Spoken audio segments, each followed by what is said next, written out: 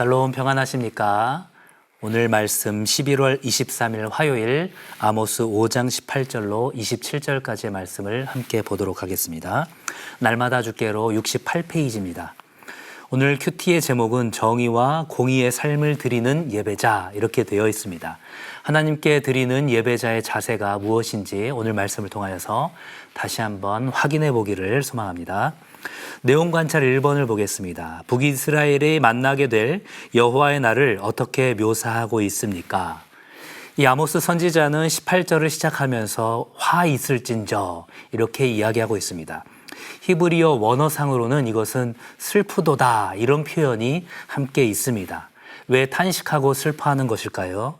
여호와의 날을 사모하고 있는데 북이스라엘이 생각하는 이 여호와의 날과 하나님께서 이 북이스라엘을 향한 이 여호와의 날이 차이가 있기 때문이죠.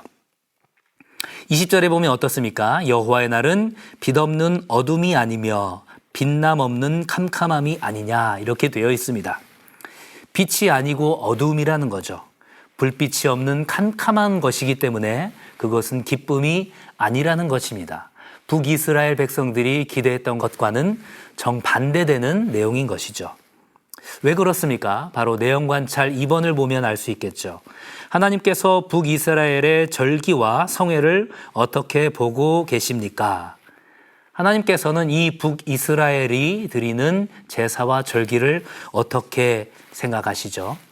22절에 보면 받지 아니하시겠다, 돌아보지 아니하겠다 이야기하고 계십니다. 그들의 제사의 연기의 냄새도 맡지 않으시고 그들이 제단 앞에 올려놓은 것에 눈길조차 주지 않으시겠다 이렇게 얘기하시는 것이죠. 21절에 보면 3번이나 삼중의 강조의 표현을 하고 계십니다.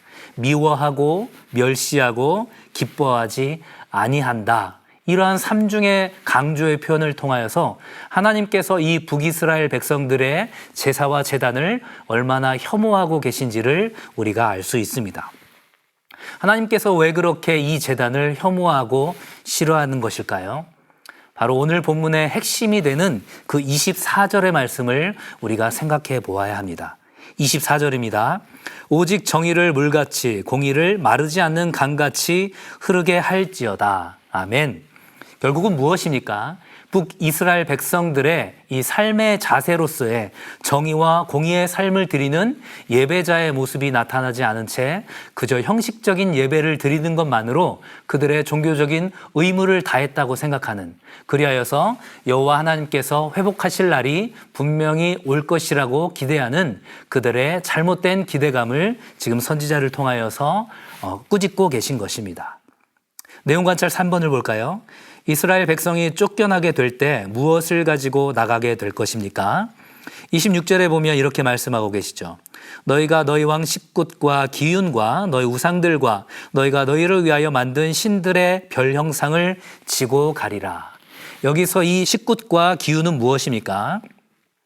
68페이지 3번에 있는 묵상을 위한 용어 해설에 보면 식굿은 장막, 신당이라는 뜻을 가지고 있고 70인역에는 몰록의 장막이라고 기록되어 있다고 합니다. 또 기유는 별 모양의 신상으로 아수르와 바벨론에서 숭배되는 나무를 깎아 만든 우상을 말한다 이렇게 되어 있죠. 결국 이 식굿과 기유는 하나님을 대신하여서 그렇게 만든 이방 신의 형상이라는 것입니다.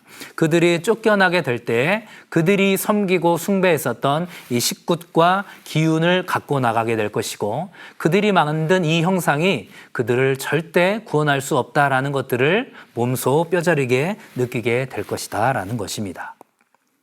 연구와 묵상 4번의 문제입니다. 이스라엘 백성이 기대하는 여호와의 날과 하나님께서 선포하시는 여호와의 날의 차이점에 대해 묵상해 봅시다 라고 되어 있죠. 전반부에 말씀드린 것처럼 북이스라엘 백성들은 이 여호와의 날이 그들을 기쁨과 회복의 날로 만들어주실 날이라고 생각하셨지만 하나님께서는 먼저 그들을 통하여서 회개와 참회의 시간을 갖길 원하셨고 그렇기 때문에 하나님께서 먼저 북이스라엘 백성들에게 주시는 이 여호와의 날은 바로 기쁨과 회복의 날이 아니라 바로 심판과 진노의 날이 될 것이다 라는 것들을 북이스라엘 백성들은 깨닫지 못했다라는 것입니다. 마지막 삶의 적용 5번 문제를 볼까요? 예수님께서 원하시는 믿음의 정도가 나의 기준이고 말씀이 기준이 되도록 노력하고 있습니까? 내가 신앙인으로서 가지고 있는 외양의 모습이 내면의 신앙과 동일한 무게로 가치를 둘 수 있는지 생각해 봅시다.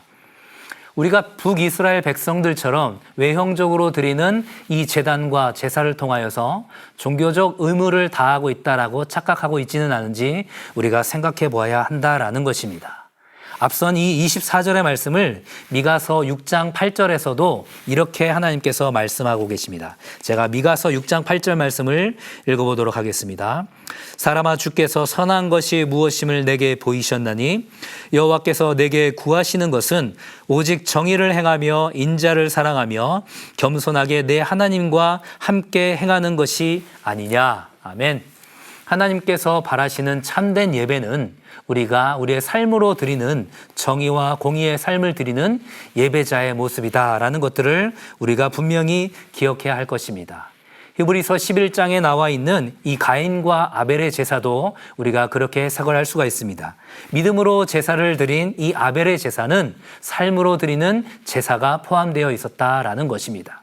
우리의 삶에 있어서 하나님의 정의와 공의가 온전히 우리의 삶을 통하여서 드러나면서 우리의 삶을 통하여서 드리는 예배와 우리가 함께 드리는 그런 공적인 예배가 온전히 균형을 맞출 수 있기를 주님의 이름으로 간절히 축원합니다. 감사합니다.